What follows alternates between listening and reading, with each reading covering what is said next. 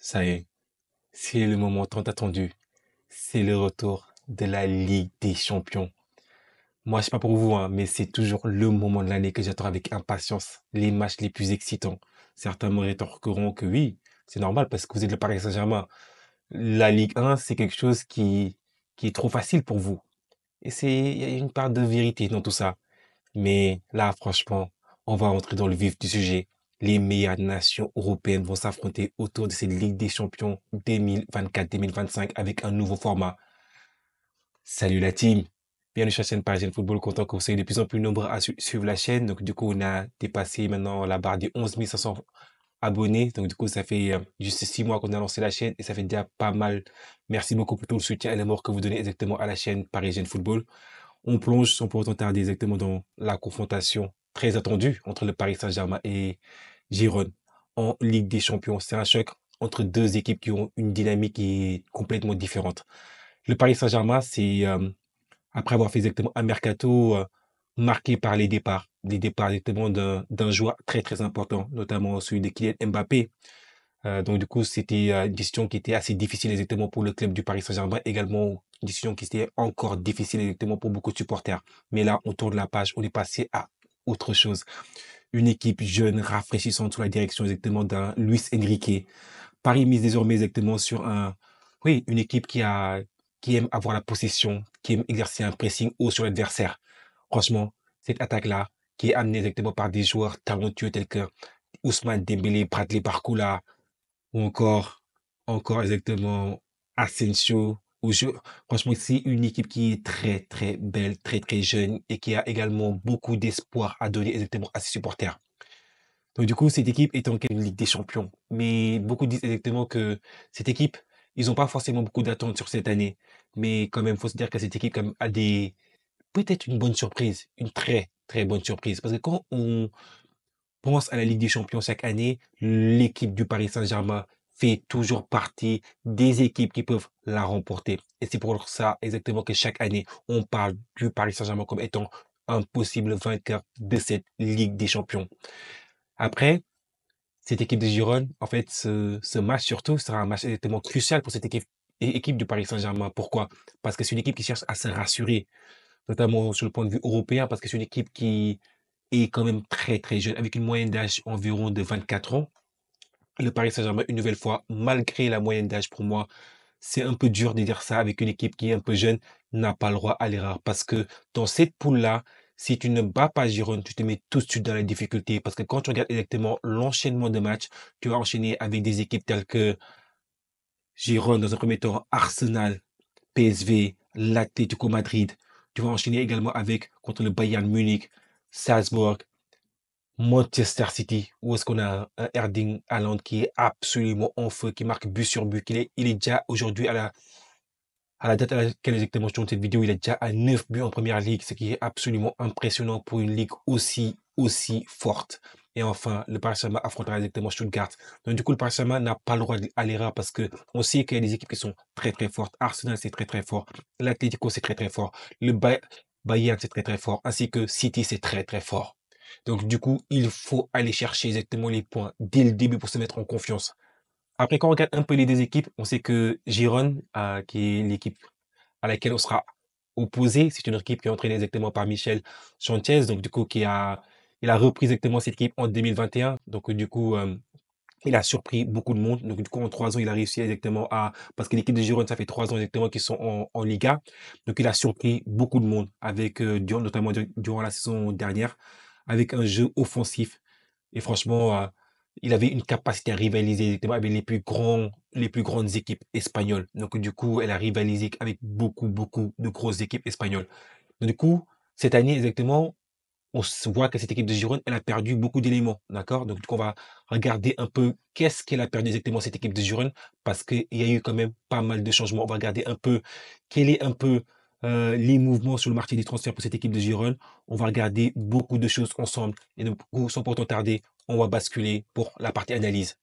Quand on regarde un peu cette équipe de Girone, on voit que cette équipe, elle est valorisée sur le marché des transferts à hauteur de 208 millions d'euros. C'est une équipe qui est beaucoup plus expérimentée que cette équipe du Paris Saint-Germain. Donc, du coup, la moyenne d'âge, vous voyez que c'est de 27 ans, comparé exactement à une équipe du Paris Saint-Germain qui est autour de 24 ans.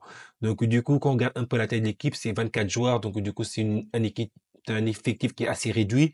Donc, du coup, avec 6 joueurs qui sont des joueurs internationaux, donc, du coup, ils n'ont pas une grosse expérience internationale.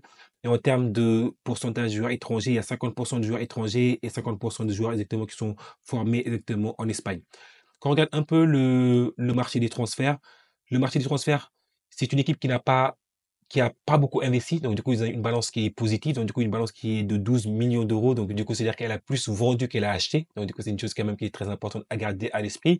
Notamment, on sait que la Liga, elle a beaucoup de difficultés financières. Donc, du coup, il y a beaucoup de clubs également qui ont des difficultés financières au sein de ces ligas. En termes de mouvement, donc du coup là, je vous ai parlé initialement exactement de l'entraîneur qui était Michel, qui est arrivé exactement en 2021. Donc du coup, vous voyez que cette équipe-là, elle est exactement en Liga espagnole depuis exactement 3 ans. Donc du coup, ça c'est quelque chose d'intéressant également à garder à l'esprit. Concernant exactement la balance des transferts, donc du coup, ils ont vendu pour 56 millions et ils ont également acheté pour 43 millions. Donc ce qui fait exactement une balance de 12 millions, ce qui est positif pour eux. Les départs, il y a eu quand même des gros départs, notamment celui d'Artem Dozbic qui est parti exactement du côté de l'AS Rome pour 30 millions. Donc, du coup, c'est un départ et c'est une perte qui est très, très lourde parce que cet attaquant-là était le Pichichi exactement durant la saison précédente exactement en Liga. Il a marqué 24 buts, donc du coup en 36 matchs. Donc, du coup, c'était des performances absolument astronomiques qui sortaient. Après, ils ont également perdu exactement Alex Garcia qui est parti du côté de Leverkusen pour 18 millions d'euros, ainsi que Iker Almena qui est parti exactement pour 5 millions d'euros, et Pau Victor qui est parti exactement du côté de Barcelone pour 2,7 millions d'euros. Quand on regarde un peu les arrivées en matière de renfort, donc du coup, il y a eu exactement un ailier droit qui est arrivé exactement en provenance de Watford pour 18 millions d'euros. Après, ils ont eu également des prêts. Brian Gill qui est arrivé de Tottenham, donc du coup qui est arrivé en prêt. Donc du coup, il est très très rapide. Donc du coup, il faudra garder un œil sur cet attaquant-là, sur cet ailier gauche-là, parce il apporte quand même pas mal de différences dans cette équipe. Arnaud Danjuma qui est arrivé exactement en prêt également. Donc, du coup, il arrive exactement de Villarreal. Après, ils ont également recruté, notamment un attaquant, l'attaquant exactement qui est venu du côté de Braga, Abel Ruiz, qui arrive exactement pour 9 millions, ainsi que Ladislav Krejci qui est arrivé exactement pour 8 millions d'euros. Donc, du coup, c'est une équipe qui a connu quand même beaucoup de mouvements. Et actuellement, quand on regarde un peu ce début de saison, on voit que les joueurs qui marquent, c'est Christian Soani qui marque exactement, il a marqué 2 buts jusqu'à présent. Abdel Ruiz qui a marqué 2 buts. Victor Siniakov qui est parti, enfin qui a marqué un but, ainsi que Gabriel qui a marqué un but, ainsi que Brian Gitt qui a marqué un but. En termes de passes décisives, donc, du coup, il y a eu une diversité des joueurs qui sont capables exactement d'apporter au niveau de la passe. Également, il y a une diversité de joueurs qui peuvent également apporter par le but. Donc, du coup, il y a Victor qui a marqué un but, on a Iker qui a marqué exactement un but, Porto qui a marqué un but, Miguel qui a marqué un but, ainsi que Yangel qui a marqué exactement un but. Donc, du coup, vous voyez qu'il y a une diversité de buteurs possibles exactement pour cette équipe-là. Et après, quand on regarde un peu l'analyse exactement de la saison exactement pour cette équipe-là, il y a quand même pas mal de choses à discuter et pas mal de choses exactement à voir au niveau de l'analyse. Parce que quand on regarde un peu ces deux équipes-là et on voit un peu leur dynamique, on voit que euh, cette équipe exactement de Gironde, elle est dans une dynamique qui est assez mitigée, d'accord, ok? Parce que cette équipe-là, elle a commencé exactement sa saison exactement sur un match nul 1-1 face exactement au Real Betis. Ensuite, ils ont pris une correction exactement de par l'Atlético Madrid une défaite qui était une défaite très très lourde. Ensuite, exactement, donc du coup, après un nul et une défaite avec une grosse correction, cette équipe avait besoin de réagir. Et cette équipe, exactement, elle a réagi. Elle a su réagir exactement en, en allant exactement et en gagnant exactement certains des matchs, comme vous voyez exactement ici. Donc du coup, elle a gagné exactement le match face à Osasuna sur le score de 4-0. Puis après, ils ont gagné exactement le match exactement face à Séville 2-0. Donc, du coup, c'est qu'ils lancé un peu une série. Après, ils se sont fait corriger récemment par le FC Barcelone. Et le FC Barcelone, ils ont des caractéristiques qui sont très, très proches exactement avec le Paris Saint-Germain, notamment avec des ailiers qui vont très, très vite sur les côtés. Mais également, l'équipe de Gironde a également une capacité à aller très, très vite vers l'avant. Donc, du coup, il faudra faire très attention à ça parce qu'il faut faire attention à où placer exactement ta ligne défensive durant un match comme ça parce que tu te la places trop, trop haut. J'espère que, et il y aura pas de surprise. J'espère que parce qu'avec Luis Enrique, on ne sait jamais. J'espère qu'on n'aura pas de Skriniar. J'espère qu'on n'aura pas de Beraldo. Pourquoi j'ai dit ça? Parce que quand vous avez des joueurs qui vont très très vite, tels que Gilles, je pense que quand tu as des joueurs, Parce qu'on sait que nos ailiers, enfin nos latéraux, ils aiment bien monter. Donc du coup, quand tu as Nuno Mendes qui aime bien prendre exactement le couloir, ainsi que Hakimi qui aime bien prendre le couloir, donc du coup, même si on a une compensation, on n'a pas des joueurs qui vont très, très vite, à part un Marquinhos qui devrait être titulaire en principe, accompagné, je l'espère, de William Pacho, parce que je pense que ce sont ces joueurs-là qui pourront apporter une solidité défensive à cette équipe du Paris Saint-Germain. Donc, du coup, ça, c'est ma perception. Donc, du coup, je pense que vu qu'on a des caractéristiques très similaires exactement au FC Barcelone, je pense on bénéficierait exactement et on a également des éléments qui seront exactement positifs pour nous parce que notre capacité à jouer très, très rapidement sur les ailes, je pense que ça peut faire très, très mal exactement à cette équipe de Girone qui a quand même perdu des éléments clés. Et est-ce que, et je pense que la chance du Paris Saint-Germain, c'est d'affronter exactement Girone en début de saison. Parce qu'en début de saison, cette équipe-là, avec les arrivées, parce qu'il y a eu beaucoup de changements dans cet effectif-là, avec un effectif avec une moyenne d'âge que j'ai dit initialement qui est de 27 ans, mais cependant, il y a quand même besoin de travailler ensemble, de renforcer un peu les automatismes. Donc du coup, ça, c'est une chose que le Paris Saint-Germain a l'avantage d'affronter Girona très, très rapidement. Donc du coup, je pense que c'est une équipe qui est largement prenable exactement pour le Paris Saint-Germain. Et le Paris Saint-Germain, comme j'ai dit initialement, ils n'ont pas le droit à l'erreur. Parce que quand on regarde un peu la poule du Paris Saint-Germain, on va affronter exactement Girona dans un premier temps. Puis après, on va affronter exactement Arsenal. Donc du coup, j'espère que j'irai exactement au match parce que le match, il est même pas, il est à côté de chez moi là. Donc du coup, j'espère que j'aurai des tickets pour le match. Après, on sait qu'il y a le PSV.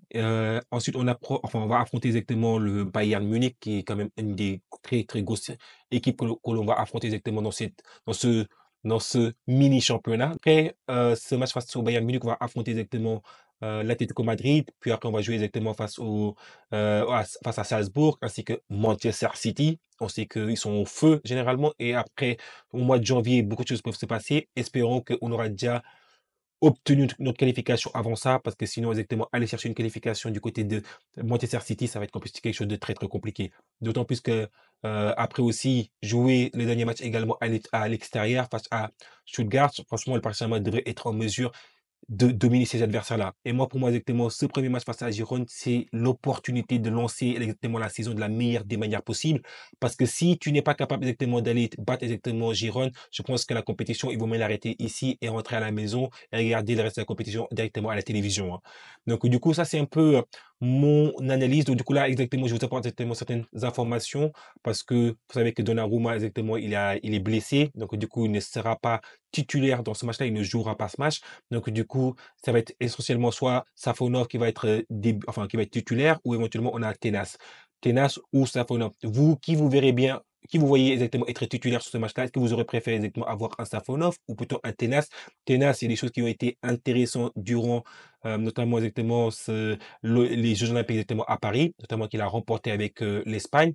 Mais cependant, exactement, pour moi, Safonov, exactement, il a plus de caractéristiques similaires à ce que possède un Donnarumma. Sauf que c'est un Donnarumma, mais un peu moins bon, j'ai l'impression, jusqu'à présent, parce d'après le peu qu'on a pu voir, c'est un gardien qui est très, très bon sur sa ligne généralement et qui a beaucoup plus de difficultés lorsqu'il s'agit essentiellement d'aller un peu, dans les airs, aller chercher un peu le ballon. C'est un peu des caractéristiques assez similaires à ce que fait un peu un Donnarumma. Donc, du coup, moi, je suis très, très optimiste sur ce match-là. Je verrai bien exactement une victoire du Paris Saint-Germain. Après, exactement, quel sera le score final? Qu'est-ce que vous pensez exactement en matière de score pour ce match-là? Est-ce que vous voyez exactement le Paris Saint-Germain remporter ce match-là? Si oui, sur quel score pensez-vous que le Paris Saint-Germain exactement va remporter ce match-là? N'hésitez pas à me donner un peu vos pronostics, qu'on puisse éventuellement échanger ensemble, notamment sur le chat. D'ailleurs, j'ai beaucoup apprécié tous les échanges qu'on a pu avoir exactement avec beaucoup de supporters. Donc, du coup, en plus, là, comme Giroud exactement c'est leur première compétition, donc du coup, c'est quelque chose, enfin, c'est la première fois exactement qu'ils vont jouer exactement cette Ligue des Champions. Ils n'ont jamais goûté exactement par le passé. Donc du coup, je pense que cette équipe du Paris Saint-Germain devrait quand même avoir beaucoup plus d'expérience, notamment exactement des joueurs tels que Dembélé, il a l'expérience, il a joué exactement cette compétition. Marquinhos, il a l'expérience, il a joué cette compétition. Achraf Hakimi, il a l'expérience, il a joué cette compétition. Je peux continuer à citer Vitinha, et même chose. Joao Neves, il commence à avoir il commence à développer de l'expérience parce qu'il a déjà joué sur la compétition également. Donc, du coup, vous voyez que le Paris Saint-Germain a quand même une base de joueurs. Ruiz, exactement, il a déjà joué la compétition. Donc, du coup, je pense que l'expérience, c'est ce qui fera la différence dans cette compétition-là. Donc, du coup, moi, exactement, qu'est-ce que je pense? Donc, du coup, moi, je pense que Les clés du match exactement pour moi sera l'expérience du Paris Saint-Germain. Donc du coup, Paris a l'habitude des grandes soirées européennes, mais Girona, ici, exactement, ils jouent sans pression. Ce qui pourrait être exactement quelque chose qui leur est bénéfique. Donc, quand vous jouez et que vous avez rien à perdre, parfois, exactement, vous avez exactement un supplément d'aile. Après, les duels sur les ailes, je pense que ce sera quelque chose qui sera à surveiller sur ce match-là, notamment la vitesse des joueurs de côté sera très, très décisive, notamment exactement, on a un Ousmane Dembélé qui est très, très bon sur les ailes, ainsi que un Gilles auquel il faudra faire attention dans cette équipe de Gérone. Après, il faudra également faire attention au pressing, le pressing des deux équipes, parce que les deux équipes aiment presser haut et les deux équipes exactement aiment avoir exactement la gestion des transitions rapides qui pourrait être ce qui va faire la différence. Oui, en termes de prédiction, je pense que le Paris Saint-Germain quand même part favori, comme j'ai dit initialement. Donc, du coup, ça va être un duel qui va être très, très intéressant. Ça va être un duel qui va être fascinant. Donc, du coup, Paris est favori, mais attention quand même à cette équipe de Girone capable de créer quand même une surprise. Restez en tout cas connectés pour l'analyse d'après-match. J'espère que vous avez aimé cette analyse. Si vous avez vu la vidéo jusqu'à présent, n'hésitez pas à me lâcher un petit commentaire. En tout cas, merci beaucoup pour tout l'amour et le soutien que vous donnez à la chaîne Parisienne Football. Et vous me donnez toute l'énergie et la force dont j'ai besoin. Merci beaucoup la team. On se donne rendez-vous après le match. Allez, ici c'est Paris.